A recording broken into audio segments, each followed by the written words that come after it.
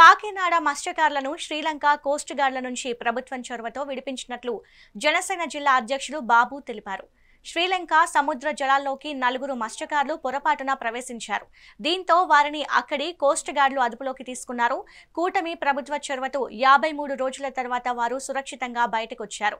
ఇక ఇదే అంశంపై జనసేన జిల్లా అధ్యక్షుడు బాబుతో మా ఉభయ గోదావరి జిల్లాల coordinator Uday face to face. Kakinada జిల్లాకు చెందిన కొందరు మత్స్యకారులు నావిగేషన్ ప్రాబ్లంతో శ్రీలంక జలాల్లోకి అయితే వెళ్ళడం జరిగింది. వారిని అక్కడ మిలిటరీ నిర్బంధించి జాఫ్నా జైల్లో సుమారు 53 రోజులు అయితే బంధించడం జరిగింది. ఈరోజు కూటమి ప్రభుత్వం చొరవ వల్ల వారంతా సురక్షితంగా కాకినాడ జిల్లాకి అయితే చేరుకున్నారు. వారి కుటుంబ సభ్యులు అయితే కూటమి ప్రభుత్వానికి అయితే ధన్యవాదాలు తెలియజేస్తున్నారు. దీనిపై మనతో మాట్లాడడానికి కాకినాడ జిల్లా జనసేన అధ్యక్షుడు బాబు ఉన్నారు. ఆయనతో మాట్లాడదాం. సార్, ఈ కాకినాడ జిల్లాకు సంబంధించిన మత్స్యకారులను సురక్షితంగా అయితే కూటమి ప్రభుత్వం కేంద్ర ప్రభుత్వం చొరవతో బయటకు తీసుకురావడం జరిగింది. వారి బంధువులకి అప్పచెప్పడం జరిగింది. అసలు ఎలా ఉంది వారి బంధువుల స్పందన, ఎలా ఉంది, అసలు ఇదంతా మొత్తం ఎలా జరిగింది?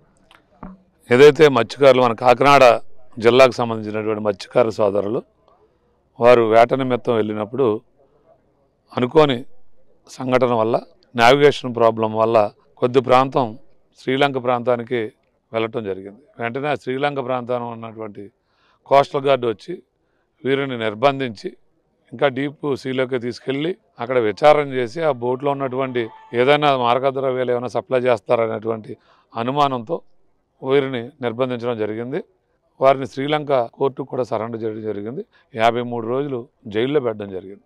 అప్పుడు మన ఇండియన్ ఎంబసీ వారితో మాట్లాడి వీరు స్వచ్ఛమైనటువంటి మత్స్యకారులు అనుకోని పరిస్థితుల్లో అక్కడ చేరుకోవడం అనేటువంటిది జరిగింది అనేటువంటిది మన కాకినాడ పార్లమెంట్ సభ్యులు తంగెళ్ళ ఉదయ్ శ్రీనివాస్ గారు బాధ్యత తీసుకుని అక్కడ ఉన్నటువంటి ఎంబసీ అధికారులతో మాట్లాడటం, వారిని సమన్వయం చేసుకుని అక్కడ ఉన్నటువంటి లీగల్ టీంతో కూడా మాట్లాడటం జరిగింది మన పార్లమెంట్ సభ్యులు తంగెళ్ళ ఉదయ్ శ్రీనివాస్ గారు. ఇదంతా కూటమి ప్రభుత్వంలో ఉన్నటువంటి ప్రతి నాయకుడు, అది జనసేన పార్టీ నాయకుల, తెలుగుదేశం పార్టీ నాయకుల, బీజేపీ పార్టీ నాయకులని కాదు, చంద్రబాబు నాయుడు గారి సారథ్యంలో ఈరోజు ఆంధ్రప్రదేశ్లో పవన్ కళ్యాణ్ గారి యొక్క సహాయ సహకారాలతో ఈ కూటమి ప్రభుత్వం మరి ఒక మంచి ప్రభుత్వంగా పేరు తెచ్చుకుంది.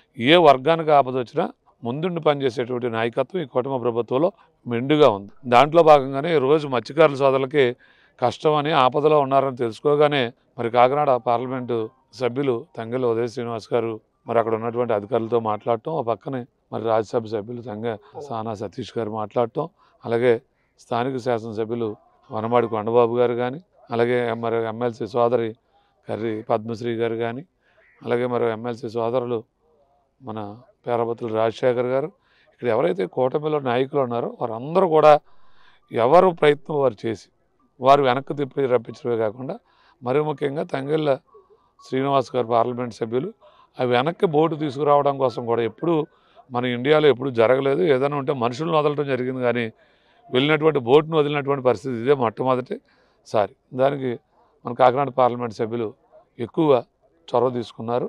దానివల్ల అందరూ కూడా సురక్షితంగా రావటం పాటు వారికి సంబంధించినటువంటి కష్టపడి సంపాదించుకున్నటువంటి బోటు కూడా వెనక్కి వచ్చినందుకు కూటమి ప్రభుత్వంలో మేము అందరం కూడా, మరి ముఖ్యంగా మా పవన్ కళ్యాణ్ గారు మత్స్యకారుల సోదరు అంటే అమితమైనటువంటి ప్రేమ. అందుకని మేము అందరం కూడా వారి మత్స్యకారుల సోదరు కుటుంబ సభ్యులు ఎంత ఆనందంగా ఉన్నారో మేము కూడా అంతే ఆనందంగా ఉన్నామని ఈ సందర్భంగా చెప్తూ తెలియజేసుకుంటాం. సుమారు 53 రోజుల పాటు శ్రీలంక జాఫ్నా జైల్లో అయితే వీరందరూ ఉన్నారని, కేవలం కేంద్ర ప్రభుత్వం చొరవ అలాగే కూటమి ప్రభుత్వం చొరవ వల్లే సురక్షితంగా వారి బోటుతో సహా కాకినాడ జిల్లాకు సురక్షితంగా చేరుకున్నారు. వారి కుటుంబ సభ్యులంతా తమకు ధన్యవాదాలు తెలియజేస్తున్నారని బాబు అయితే చెప్తున్నారు. మెగా 9 న్యూస్ కోసం వీడియో జర్నలిస్ట్ దొరబాబుతో ఉదయ్, కాకినాడ.